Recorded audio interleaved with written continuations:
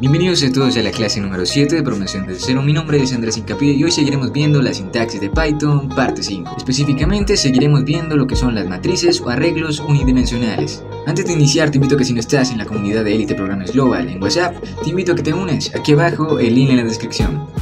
En la anterior clase vimos que son matrices o arreglos y que existen dos tipos, unidimensionales y bidimensionales, pero el día de hoy nos vamos a centrar solamente en los unidimensionales y vamos a explicar cómo funcionan o cómo agregar datos, cómo eliminar datos y demás.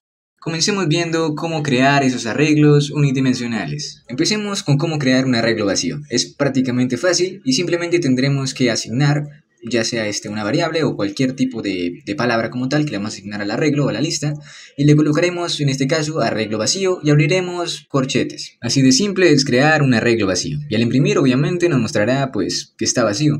Ahora, para crear un arreglo de números enteros, lo que necesitaremos es prácticamente nombrar la variable como tal, y yo quiero un arreglo de números enteros que contenga un número 7, pero para hacer esto más rápido voy a multiplicar ese arreglo por 5, y eso me dará pues un arreglo de 5 datos del mismo número. Ahora, para crear un arreglo de números reales hacemos lo mismo.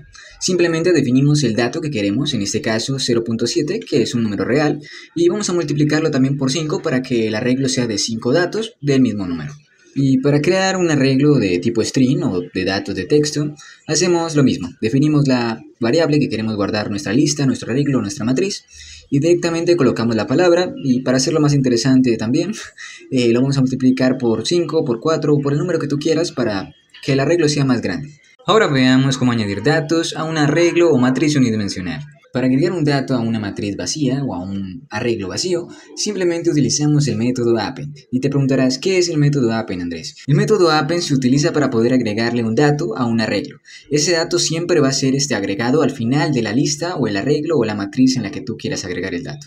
Pero ahí entra el otro dilema. ¿Qué pasaría si quisiéramos agregar un dato específico a un arreglo en una posición específica? ¿Cómo haríamos eso? Bueno, para eso utilicemos la función insert. ¿Y qué es la función insert? La función insert nos ayuda a insertar un dato en un arreglo en una posición específica. Para eso colocamos el nombre del arreglo seguido de un punto y la palabra insert. Luego abrimos paréntesis y colocamos la posición en que queremos que se inserte como tal el dato, seguido de una coma y el dato que queremos agregar. Ahora veamos cómo modificar un dato de un arreglo, es decir, cambiarlo por otro valor o simplemente cambiarlo según su posición. Para eso podemos visualizar de que tenemos un arreglo, el cual se llama arreglo vacío número 3. Y ese arreglo tiene algunos datos en su interior. Queremos cambiar como tal el dato en la posición número 1, que sería el 11. Queremos cambiar ese dato por el número 56. Para eso colocamos abajo el nombre del arreglo, abrimos corchetes y colocamos la posición y le damos igual al valor que queramos cambiarlo. Y al imprimir ese arreglo podemos ver de que el dato en la posición número 1, que sería el 11, cambió por el dato que nosotros queríamos, que fue el 56. Ahora veamos cómo ordenar datos de un arreglo o una matriz de manera ascendente. Para eso utilizamos la función sort. Y te preguntarás, ¿qué es la función sort? La función sort nos ayuda a poder ordenar datos de manera ascendente. Eso es decir, de menor a mayor. Para hacer eso, colocamos el nombre del arreglo o la matriz que queremos ordenar, seguido de .sort y abrimos paréntesis. Y a la hora de imprimir, nuestro arreglo tendrá que mostrarse de manera ordenada y ascendente. Ahora veamos cómo ordenar datos de manera descendente. Para hacer eso, utilizaremos también la función .sort. Pero a diferencia de que esa vez vamos a hacerlo de manera descendente, por lo cual necesitaremos hacerlo en reversa. Por lo que colocaremos dentro de sort, la función sort, colocaremos reverse igual a true, que prácticamente especifica si como tal el arreglo está desordenado o está de manera descendente. Si eso es verdadero, se va a ordenar de una manera en reversa, se va a ordenar de manera descendente, o sea, de mayor a menor. Ahora veamos cómo mostrar la cantidad de datos que tiene un arreglo o matriz unidimensional. Para eso colocamos dentro del print len. La función len nos sirve para poder leer el contenido o la cantidad de contenido que tiene un arreglo o una variable. Después de colocar la función len, abrimos otra vez paréntesis y colocamos directamente el nombre de nuestro arreglo o nuestra matriz. En este caso, mi arreglo o matriz tiene 3 datos, por lo cual coloco print, abrimos paréntesis, colocamos la palabra len y luego abrimos paréntesis y colocamos el nombre de ese arreglo o matriz, y al imprimir nos imprime de que tenemos 3 datos en ese arreglo. Ahora veamos cómo ver cuántas veces se repite un dato en un arreglo o matriz unidimensional. Para eso utilizamos la función count. Esa función nos sirve para poder establecer y determinar cuántas veces está un dato en específico en un arreglo. Eso nos ayuda a poder saber, por ejemplo, en este caso, el número 2, cuántas veces está en el arreglo que yo creé. En este caso, el número 2 está repetido 2 veces.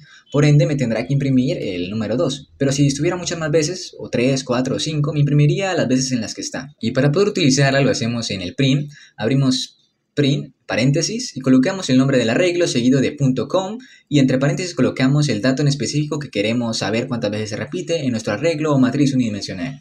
Bueno, ya vimos cómo saber cuántas veces se repite un dato en un arreglo o matriz unidimensional, pero ahora veamos cómo saber la ubicación específica de un dato que nosotros queramos saber. En este caso, por ejemplo, yo quiero saber la ubicación exacta del número 7. Para eso utilizo la función index. La función index nos ayuda a poder saber el índice de un dato en un arreglo o matriz unidimensional. Y te preguntarás, ¿qué rayos es el índice? Bueno, aquí en pantalla una explicación. Para explicarte lo que es el índice en Python o el index, aquí tenemos como tal un arreglo unidimensional, el cual es un arreglo unidimensional que solamente tiene columnas. Es de una sola fila y tiene 1, 2, 3, 4, 5 columnas. Y aquí hay otro arreglo unidimensional que esta vez no tiene columnas, pero sí tiene filas. Tiene una fila, 2 filas, 3 filas, 4 filas y 5 filas. Para poder entender lo que es el index, es prácticamente la posición en la que está el dato en el arreglo. En este caso, el 1 está en la posición número 0, el 2 está en la posición número 1, porque en Python todo empieza desde el 0. Da igual si es un arreglo unidimensional de columnas o de filas. Siempre se comienza desde 0. Y para utilizarlo basta solamente con colocar el nombre del arreglo o la matriz seguido de .index y entre paréntesis colocaremos el dato que queremos saber su posición. En este caso yo quería saber dónde está ubicado el número 7 en mi arreglo y al imprimir, imprime de que está en la posición número 6. Ahora veamos cómo buscar datos en un arreglo o matriz unidimensional. Para buscar un dato en un arreglo o saber si existe ese dato en específico en ese arreglo, simplemente basta con colocar print el nombre o el valor de nuestro dato que queremos buscar, colocamos in en arreglo, vacío o el nombre del arreglo. Esto es para poder determinar de que el número que yo quiero, en mi caso voy a buscar el número 7, coloco si está me mostrará directamente true, que significa verdadero. Entonces lo que hacemos aquí es mirar si en el arreglo está el número que yo quiero y si está me mostrará un verdadero, o sea true, o ya lo puedes personalizar a tu antojo. Por último veamos cómo eliminar un dato de un arreglo. Para eliminar un dato de un arreglo simplemente tendremos que colocar el nombre del arreglo seguido de .remove y entre paréntesis colocamos el número o el dato que nosotros queramos eliminar de ese arreglo y al imprimir directamente se borrará ese número del arreglo. En el ejemplo podrás ver de que yo tenía un arreglo que tenía 10, 11, 12 y 13. Removí el número 11 y al imprimir me imprime solamente el 10, el 12 y el 13. Una vez comprendido cómo utilizar los arreglos unidimensionales a un nivel mucho más avanzado, vamos a continuar con nuestro proyecto en Python. Y si te preguntas de qué proyecto hablamos, aquí te lo muestro a continuación.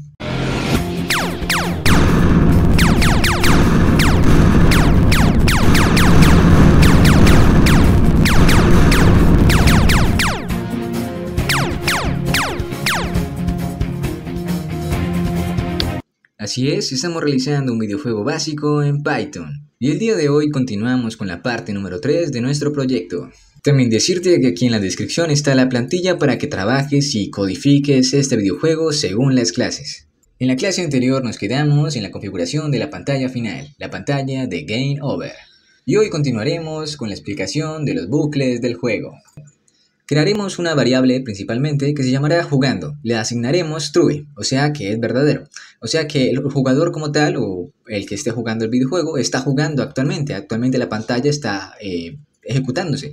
¿Y esto para qué? Porque nosotros vamos a hacer de que el juego continuamente se esté mostrando una imagen en tiempo obviamente muy rápido que tú no vas a notar, pero que si te tienes con una cámara podrás visualizar de que está constantemente en un bucle y se está mostrando una y otra vez una imagen en repetidas ocasiones. Para eso creamos un ciclo while y colocamos jugando. Luego, seguido de eso, colocamos pantalla.fill y entre paréntesis colocamos otro paréntesis 0,0,0 y cerramos paréntesis. La función fill nos sirve para poder dibujar un color directamente en la pantalla. Vamos a llenar directamente lo que es la pantalla de nuestro videojuego de color negro. Los ceros significan que estamos asignando colores de cero, ya sea en RGB, directamente el rojo, el verde y el azul quedarán directamente en cero. Eso nos significará o nos mostrará que la pantalla aparecerá principalmente en cero, o sea que aparecerá en negro.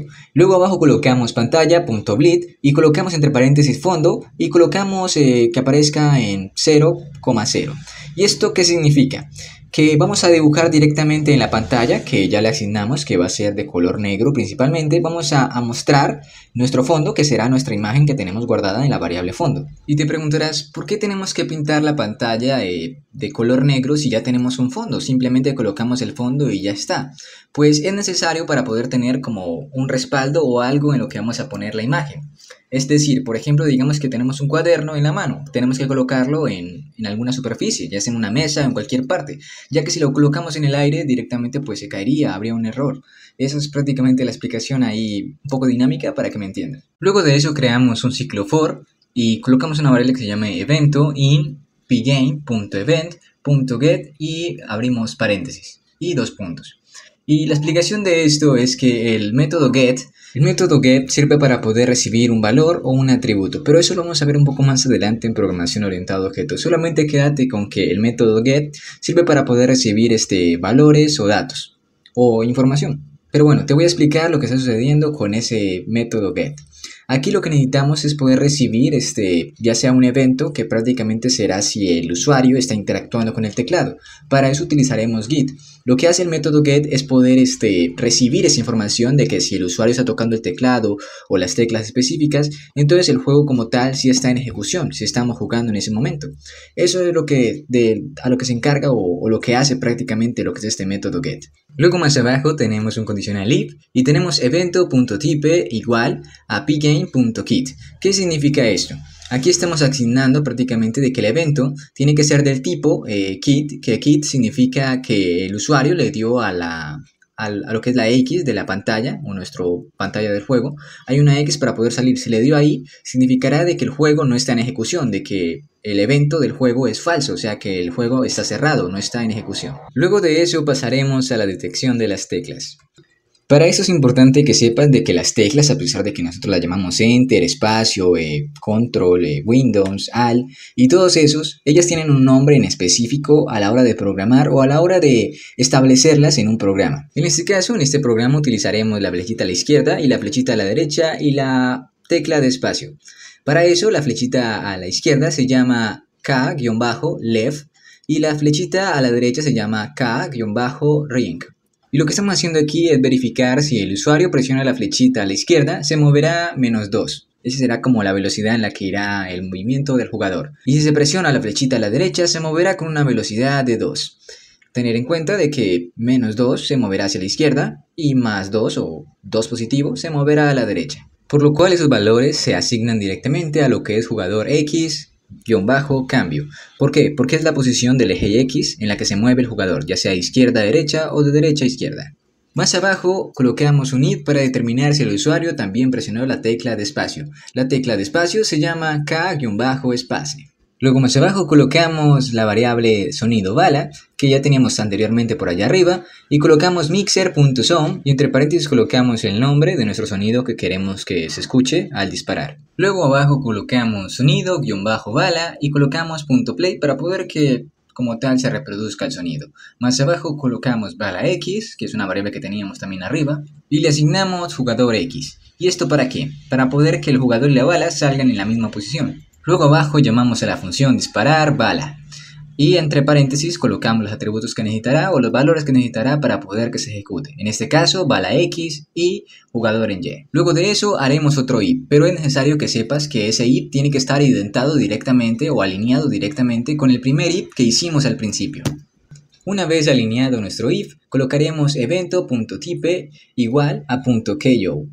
¿Y esto qué significa? Significa que vamos a verificar si el usuario sigue presionando o ya no sigue presionando la tecla. El KJO prácticamente nos sirve para identificar si el usuario ya no está presionando la tecla. Por lo que podemos ver de que abajo tenemos otro if que dice evento.key igual a la flecha izquierda o a la flecha derecha. prácticamente en el teclado. Si esto ya no se está tocando ninguna flecha, ni la derecha ni la izquierda, eso significa que el jugador, la posición será 0, o sea, su movimiento será 0. Luego seguiremos configurando un poco lo que son los movimientos del jugador. Para eso es necesario de que esta parte esté ubicada directamente y esté identada o alineada directamente a lo que es el bucle o los bucles del juego que hicimos inicialmente. Pero con la plantilla te quedará mucho más que fácil poder seguirnos y que no te quede mal el programa. Lo que vamos a hacer aquí es agregar directamente a jugador en X, vamos a agregarle el valor que tenga jugador en X cambio, o sea, el cambio que haya tenido el jugador en la posición del eje Y X. Y luego abajo haremos un if para determinar si jugador X es menor o igual a 0, el jugador X será igual a 0. Y luego haremos otro if o otro elif directamente, es otra condición de si. Jugador X es mayor o igual a 736, el jugador en X será 736. ¿Y para qué hacemos esto? Para poder que el jugador no se salga de la pantalla, por ejemplo que nosotros le demos a la derecha y desaparezca, sino que llegue a un límite, llegue al borde de la pantalla y de ahí ya no pase. Eso es lo que hace este fragmento directamente de lo que es el código. Ahora veremos los movimientos de los enemigos y el impacto que tendrá con la bala y también con el usuario o el jugador con el que estemos jugando. ¿A qué me refiero con esto? En ese fragmento del código lo que haremos es establecer directamente el número de enemigos y si esos enemigos directamente llegaron a donde está el jugador. Si sobrepasaron un límite donde está el jugador, significará de que el juego terminó o de que prácticamente los enemigos vencieron al jugador con el que estás jugando. Comenzaremos creando un ciclo for con una variable i y el rango será el número de enemigos que tendremos. En mi caso yo coloqué que el número de enemigos que yo quería tener eran 6, pero tú puedes colocar 8, 10 o más. Entre más enemigos más difícil será, así que pues ahí ya tú lo ves. Luego colocaremos un if con la variable enemigos en y colocaremos una lista la cual contiene la variable i y determinaremos si la variable i es mayor a 440. Si esto es verdadero, haremos un ciclo for que contendrá una variable llamada j y colocaremos el rango que será el número de enemigos que tendremos. Si esto sucede, enemigos en vamos a guardar todos los enemigos en para poder establecerlos en una posición de 2000. ¿Eso qué significa? Si los enemigos o algún enemigo llega a cruzar el límite entre el jugador y el enemigo, todos los enemigos tendrán una posición de 2000. Eso significa que no aparecerán en la pantalla porque nuestra pantalla es de 800 por 600 si no estoy mal. Entonces eso significará de que desaparecerán de la pantalla y aparecerá el texto de Game Over que hicimos anteriormente. Luego de eso colocaremos break para poder que el juego continúe normalmente y siga su flujo. Ahora seguiremos configurando algunos aspectos de los enemigos. Para eso es importante decirte que tienes que alinear directamente esto de enemigos, la lista. Vamos a alinearla directamente con el if que está dentro del for, pero ya te lo mostraré en pantalla para que te guíes. Colocaremos enemigo X y la lista que hemos creado anteriormente que contiene la if y le agregaremos el contenido de enemigo X, cambio y la lista. Luego de eso colocamos un if enemigo X y la lista y comparamos si este enemigo X y la lista es menor o igual a 0. Si esto ocurre, colocaremos directamente abajo enemigo-cambio la lista igual a 1. Eso significará la velocidad en la que enemigo en X cambiará, o sea que se moverá de izquierda a derecha, esa será la velocidad será de 1. Luego abajo colocamos enemigo en Y, la lista, y vamos a agregarle el contenido de enemigo en Y cambio. Eso significará que vamos a agregarle lo que es la velocidad o el movimiento que tiene el enemigo de arriba hacia abajo. Luego verificaremos por último, con otro elif, verificaremos si enemigo en X es mayor o igual a 736. Si eso es así, el cambio o el movimiento que tendrá el jugador será de -1. Y luego por último colocaremos la variable enemigo Y, la lista, y le asignaremos lo que contenga enemigo Y cambio. Y bueno, eso ha sido todo por la clase número 7 de programación desde cero. Mi nombre es Andrés Hincapié y nos vemos el próximo domingo a la misma hora y por el mismo canal.